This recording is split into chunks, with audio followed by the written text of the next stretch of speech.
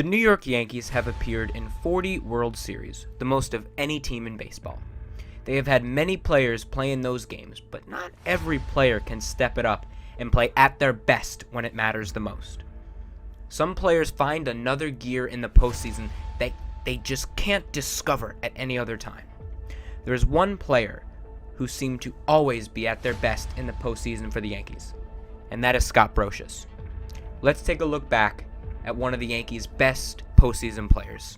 The Yankees acquired Scott Brosius from the A's in 1998 as the player to be named later in the Kenny Rogers deal.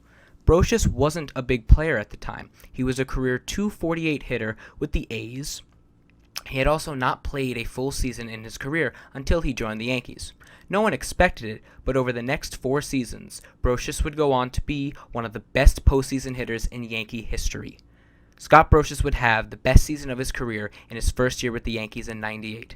In that season, he slashed .300, .371, .472 with 159 hits, 34 doubles, 19 home runs, 98 RBIs, while playing in a career-high 152 games.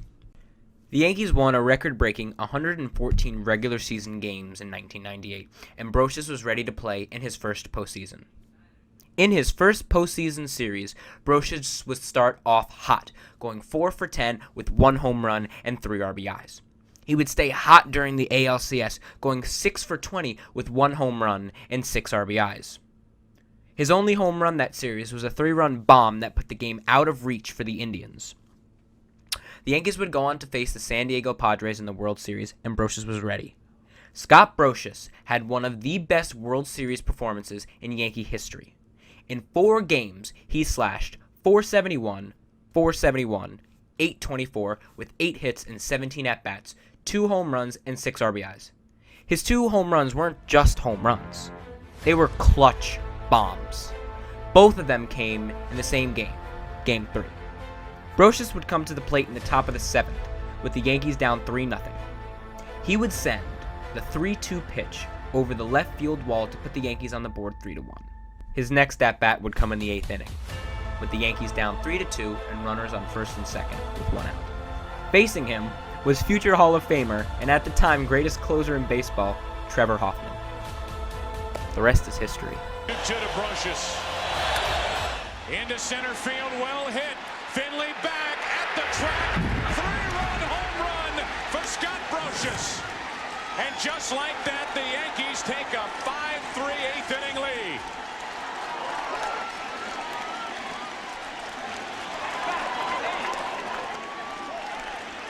That home run would give the Yankees a 5-3 lead, which would be all they needed as they would go on to sweep the Padres and Brosius would be named MVP of the World Series. The Yankees would find themselves back in the postseason again in 1999, and while Brosius would start slow in the ALDS, he would find himself again in the ALCS. In Game 1 against the Red Sox, the Yankees found themselves down 3-0. Brosius would hit a 2-run bomb to keep the Yankees in the game. They would go on to win that game 4-3 thanks to a walk-off bomb by Bernie Williams. The Yankees would win that series in 5 games and would go on to face the Braves in the World Series. Brosius again would have another great World Series, as in 4 games he would collect 6 hits and 16 at-bats. The Yankees swept the Braves for their 24th title. Next year was the same old story, and the Yankees found themselves in the postseason again. Brosius would struggle to find that spark in the ALDS and ALCS, but when the Yankees reached the World Series, Brosius turned it on. He would go on to collect 4 hits and 13 at-bats. One of them was a home run in Game 2 that gave the Yankees a 3-0 lead. His biggest hit in that World Series was actually a single. In the 9th inning of Game 5, the Yankees were tied 2-2 against the Mets. Al Leiter was still on the mound, and after a walk to Jorge Posada, Brosius would step up to the plate. He would line a single to left to keep the inning going. Luis Sojo would be next in line, and single up the middle that would score Posada and Brosius thanks to a wild throw, giving the Yankees a 4-2 lead. Mo would shut the door, and the Yankees would win their 3rd straight World Series. 2001 would also be the same story as the Yankees found themselves in the World Series again. In the 2001 postseason, Brosius would struggle mightily, but when the Yankees needed him the most, he would deliver. In Game 5, with the series tied 2-2, the Yankees would find themselves down 2-0 in the bottom of the ninth. And with a runner on second and 2 outs, Brosius would put the game in his hands. Here in Game 5, Brosius hits one into left. Back at the wall. The Yankees have tied it again.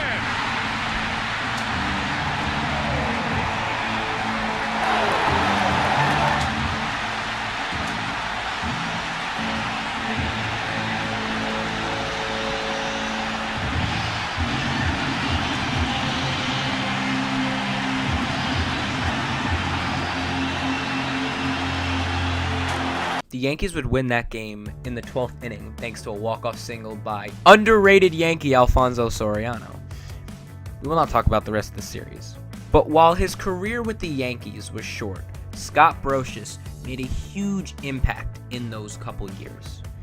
And we shall not forget all those clutch postseason home runs and hits, as there are a couple World Series that we would not have if it wasn't for one of the clutchest players in Yankees history.